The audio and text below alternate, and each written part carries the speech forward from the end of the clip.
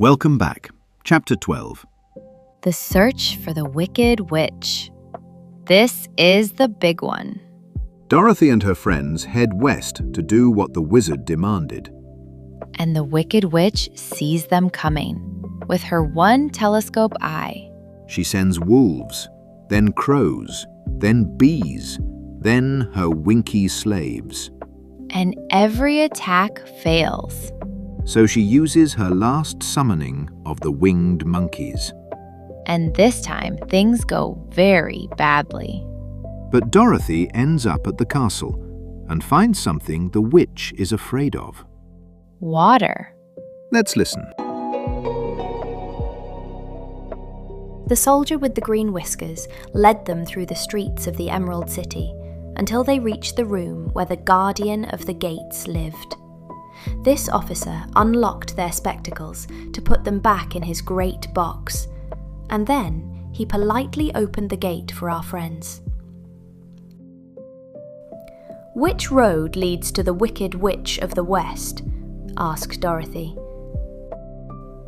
"There is no road," answered the guardian of the gates.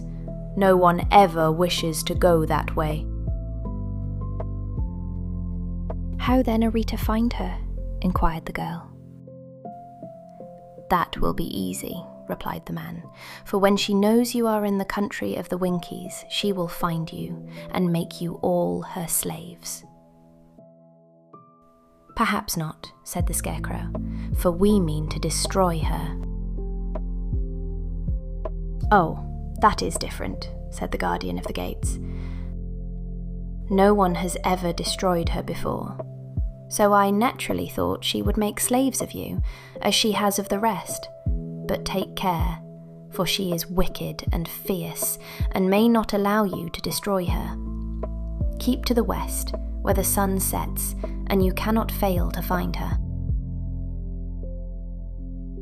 They thanked him and bade him goodbye and turned toward the west, walking over fields of soft grass dotted here and there with daisies and buttercups. Dorothy still wore the pretty silk dress she had put on in the palace, but now, to her surprise, she found it was no longer green, but pure white. The ribbon around Toto's neck had also lost its green colour, and was as white as Dorothy's dress. The Emerald City was soon left far behind. As they advanced, the ground became rougher and hillier, for there were no farms nor houses in this country of the West, and the ground was untilled. In the afternoon, the sun shone hot in their faces, for there were no trees to offer them shade, so that before night Dorothy and Toto and the lion were tired and lay down upon the grass and fell asleep, with the woodman and the Scarecrow keeping watch. Now the Wicked Witch of the West had but one eye, yet that was as powerful as a telescope and could see everywhere. So, as she sat in the door of her castle, she happened to look around and saw Dorothy lying asleep, with her friends all about her. They were a long distance off, but the Wicked Witch was angry to find them in her country. So she blew upon a silver whistle that hung around her neck. At once there came running to her from all directions a pack of great wolves. They had long legs and fierce eyes and sharp teeth. "Go to those people," said the witch, "and tear them to pieces." "Are you not going to make them your slaves?" asked the leader of the wolves. "No," she answered. "One is of tin and one of straw. One is a girl and another a lion. None of them is fit to work, so you may tear them into small pieces." "Very well," said the wolf, and he dashed away at full speed, followed by the others. It was lucky the Scarecrow and the Woodman were wide awake and heard the wolves coming. "This is my fight," said the Woodman, "so get behind me and I will meet them as they come." He seized his axe, which he had made very sharp, and as the leader of the wolves came on, the Tin Woodman swung his arm and chopped the wolf's head from its body, so that it immediately died. As soon as he could raise his axe, another wolf came up, and he also fell under the sharp edge of the Tin Woodman's weapon. There were 40 wolves, and 40 times a wolf was killed, so that at last they all lay dead in a heap before the woodman. Then he put down his axe and sat beside the Scarecrow, who said, "It was a good fight, friend." They waited until Dorothy awoke the next morning. The little girl was quite frightened when she saw the great pile of shaggy wolves, but the Tin Woodman told her all. She thanked him for saving them and sat down to breakfast, after which they started again upon their journey. Now this same morning the Wicked Witch came to the door of her castle and looked out with her one eye that could see far off.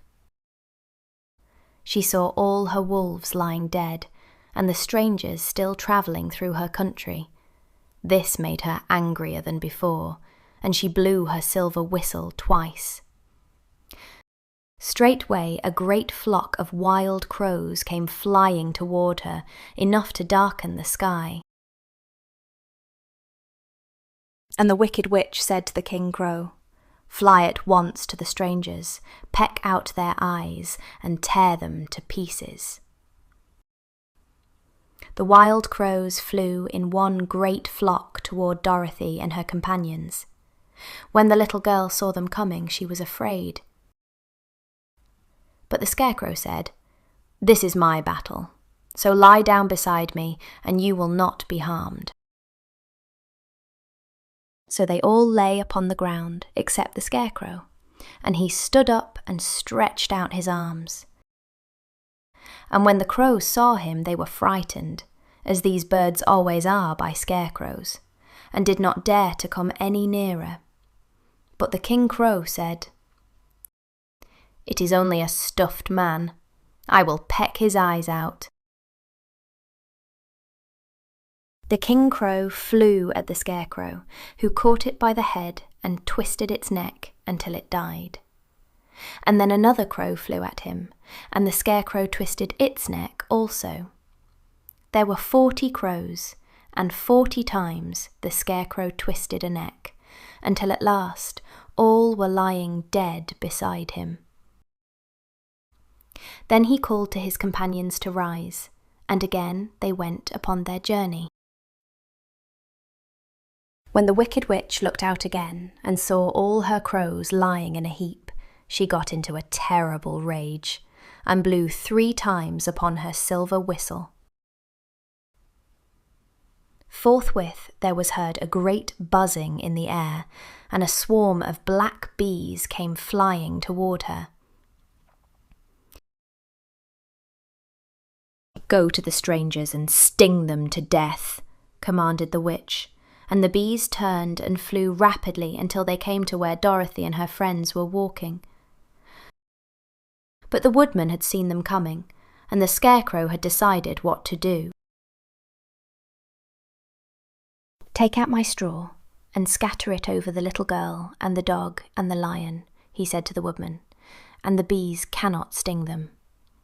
This the woodman did, and as Dorothy lay close beside the lion and held Toto in her arms, the straw covered them entirely. The bees came and found no one but the woodman to sting, so they flew at him and broke off all their stings against the tin, without hurting the woodman at all.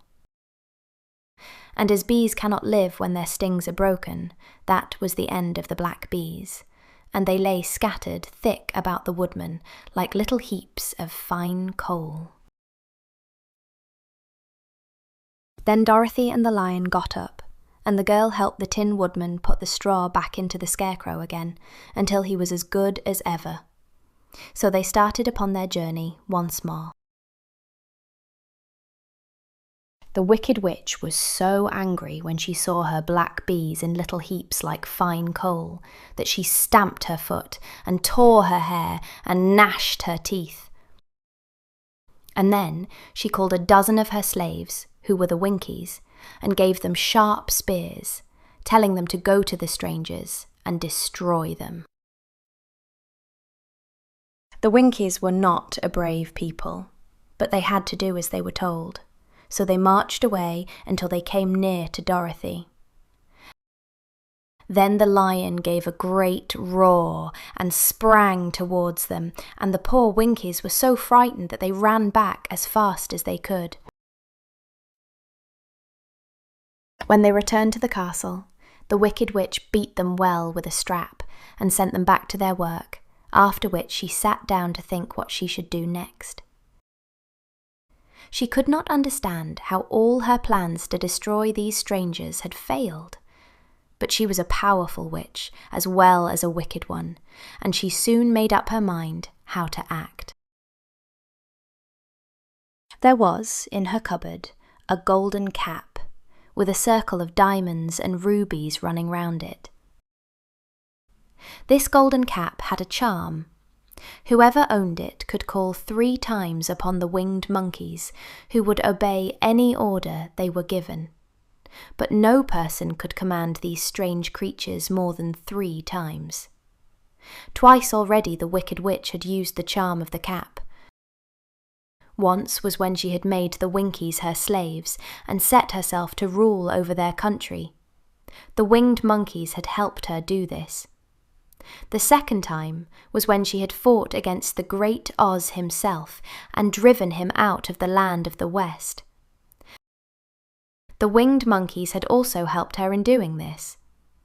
Only once more could she use this golden cap, for which reason she did not like to do so until all her other powers were exhausted. But now that her fierce wolves and her wild crows and her stinging bees were gone, and her slaves had been scared away by the cowardly lion, she saw there was only one way left to destroy Dorothy and her friends. So the Wicked Witch took the golden cap from her cupboard and placed it upon her head. Then she stood upon her left foot and said slowly, "Eppa, Peppa, Kaka."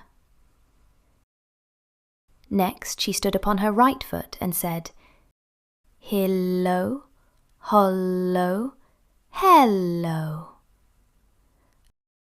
After this she stood upon both feet and cried in a loud voice, "Zizzy, Zuzzy, Zick." Now the charm began to work. The sky was darkened, and a low, rumbling sound was heard in the air. There was a rushing of many wings, a great chattering and laughing, and the sun came out of the dark sky to show the Wicked Witch surrounded by a crowd of monkeys, each with a pair of immense and powerful wings on his shoulders.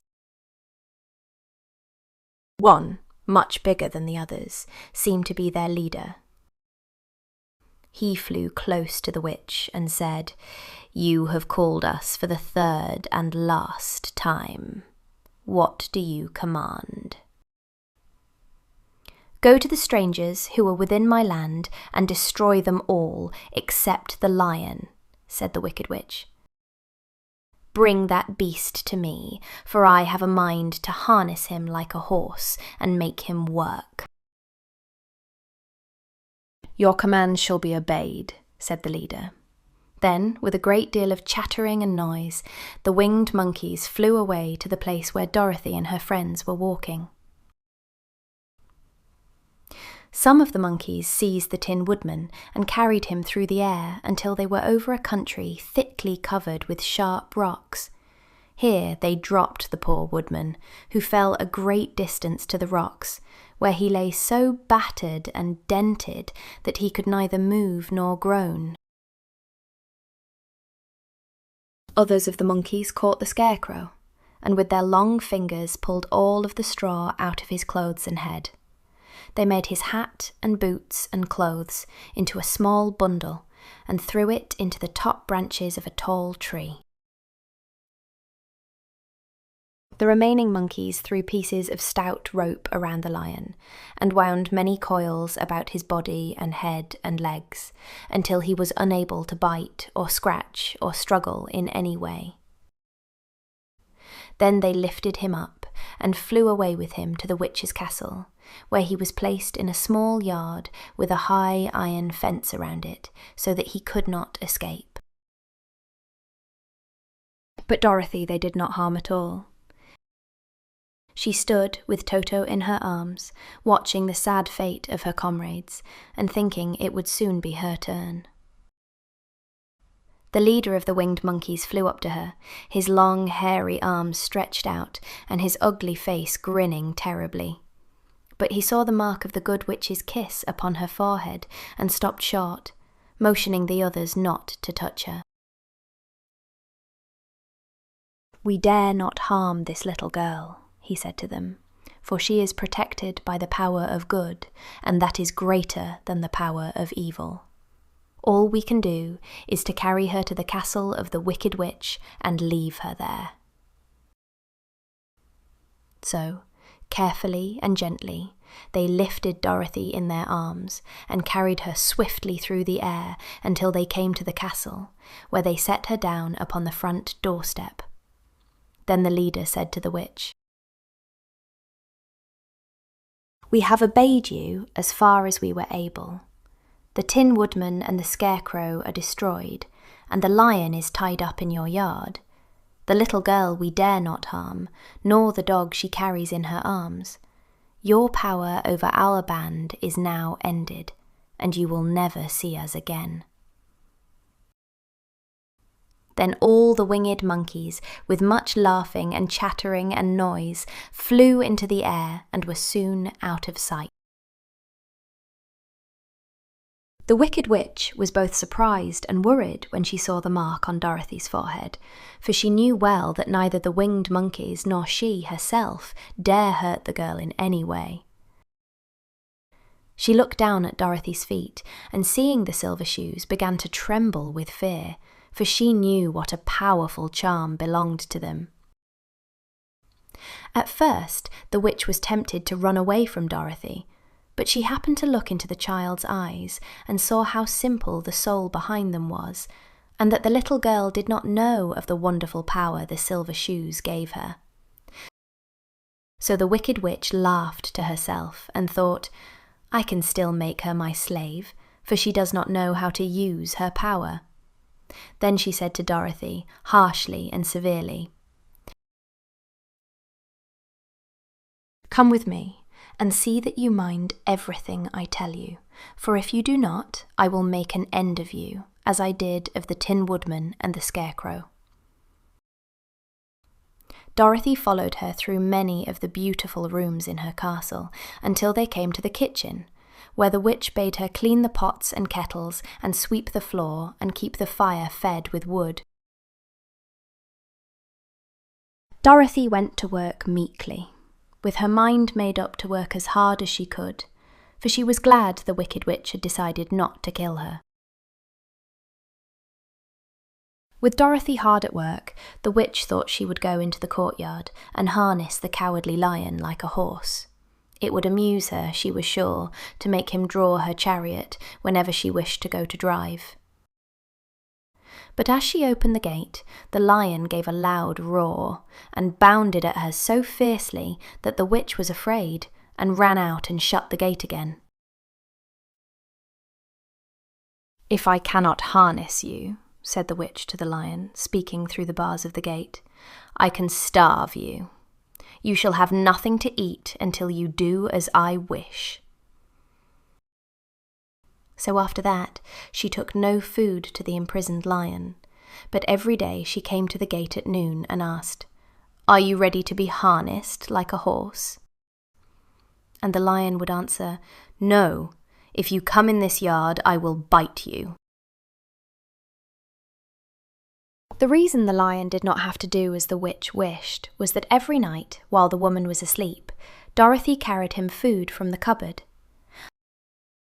After he had eaten, he would lie down on his bed of straw, and Dorothy would lie beside him and put her head on his soft, shaggy mane, while they talked of their troubles and tried to plan some way to escape.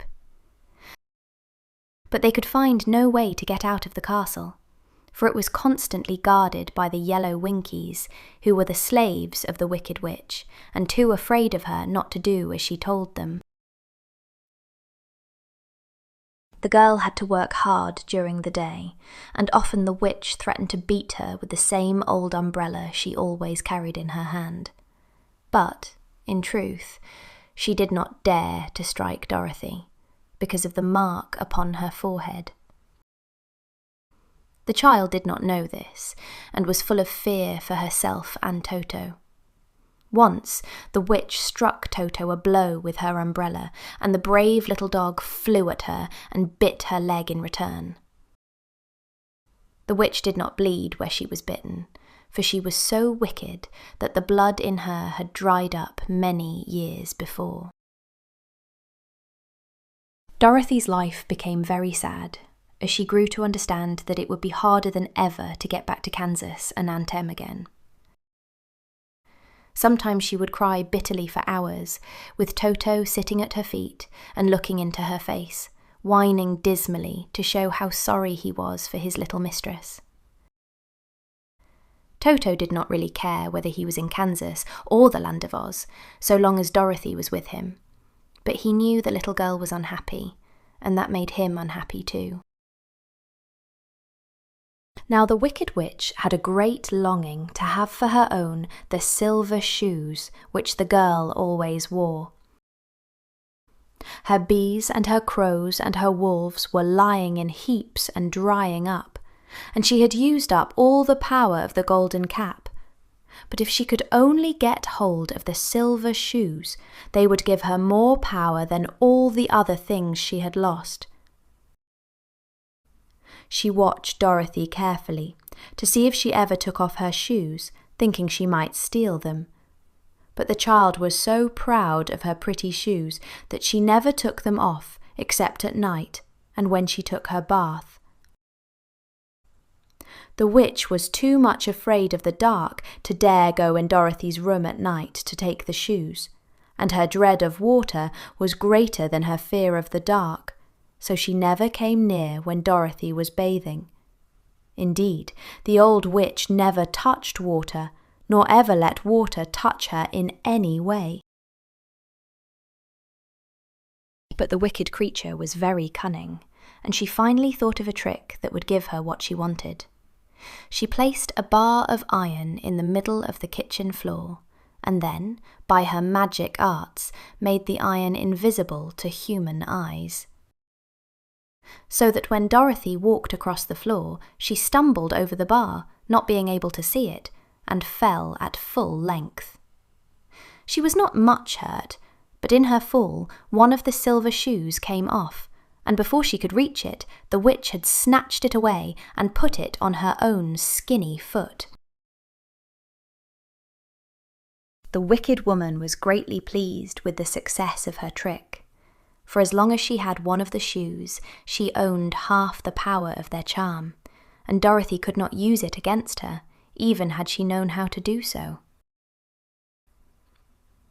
The little girl, seeing she had lost one of her pretty shoes, grew angry and said to the witch, "Give me back my shoe."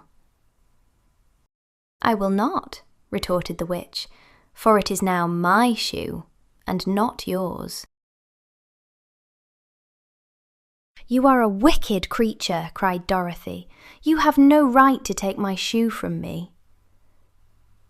"I shall keep it just the same," said the witch, laughing at her, "and someday I shall get the other one from you too." This made Dorothy so very angry that she picked up the bucket of water that stood near and dashed it over the witch, wetting her from head to foot. Instantly, the wicked woman gave a loud cry of fear, and then, as Dorothy looked at her in wonder, the witch began to shrink and fall away. "See what you have done," she screamed. "In a minute I shall melt away." "I'm very sorry indeed," said Dorothy, who was truly frightened to see the witch actually melting away like brown sugar before her very eyes. "Didn't you know water would be the end of me?" asked the witch, in a wailing, despairing voice. "Of course not," answered Dorothy. "How should I?"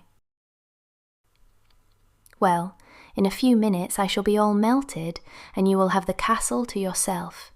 I have been wicked in my day, but I never thought a little girl like you would ever be able to melt me and end my wicked deeds.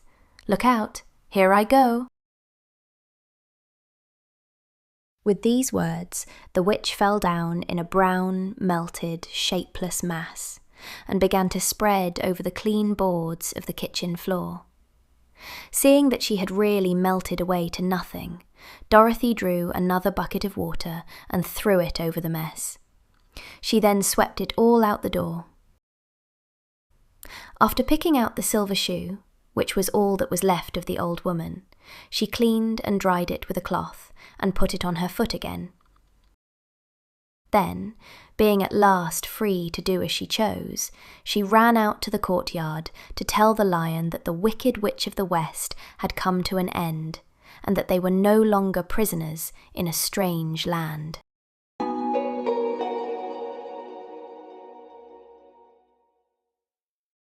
An enormous chapter.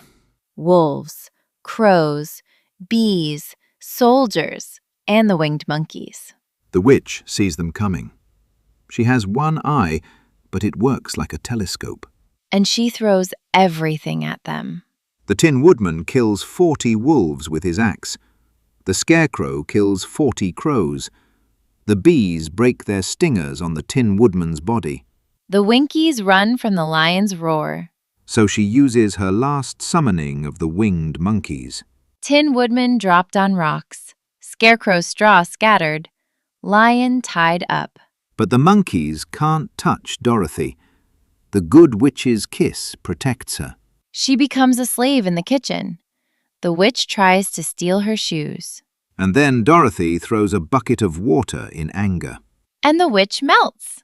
Okay, let's do some questions. First question. Why is the Wicked Witch of the West unable to harm Dorothy even after the winged monkeys deliver her to the castle?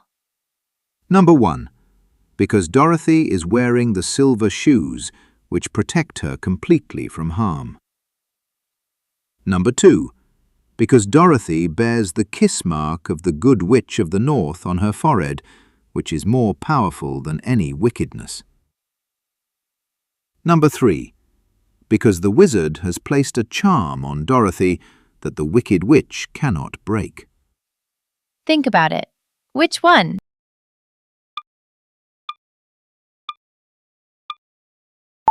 The answer is number 2, because Dorothy bears the kiss mark of the Good Witch of the North on her forehead, which is more powerful than any wickedness. When the leader of the winged monkeys flies up to seize Dorothy, he stops short on seeing the mark of the Good Witch's kiss on her forehead. He tells the others that Dorothy is protected by the power of good, which is greater than the power of evil. So the monkeys deliver her to the castle unharmed, and even the Wicked Witch dare not strike her. Second question. What is the golden cap, and why does the Wicked Witch use it only as a last resort? Number 1. It is a crown that gives its wearer the power to talk with animals. She fears it would expose her secrets. Number 2. It is a charm that lets its owner command the winged monkeys, but only 3 times in total, and she has already used it twice. Number 3. It is a poison disguised as gold. She only uses it when she is sure no one will see her. Think about it. Which one?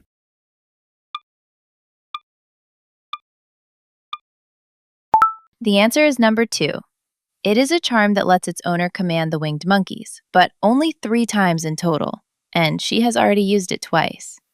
The golden cap is a magical charm that gives its owner the right to command the winged monkeys, but only 3 times. The witch has already used it twice. When all her wolves, crows, bees, and winky soldiers fail, she uses her last summons to send the monkeys after Dorothy and her friends. Third question. How does the Wicked Witch finally die? Number 1.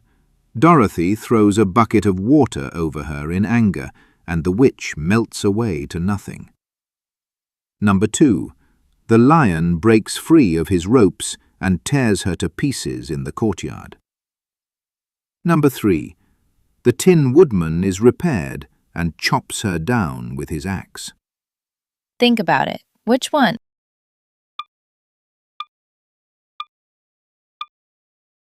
The answer is number 1. Dorothy throws a bucket of water over her in anger, and the witch melts away to nothing. Furious at having one silver shoe stolen, Dorothy grabs a nearby bucket of water and throws it over the witch. The wicked woman immediately cries out in fear. Water is the end of her, and melts away to a brown, shapeless mass on the kitchen floor, leaving only the silver shoe behind.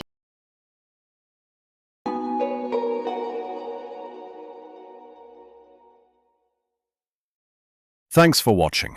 If you enjoyed this video, hit the like and subscribe button and consider leaving a comment. It really helps us grow our channel. See you next time.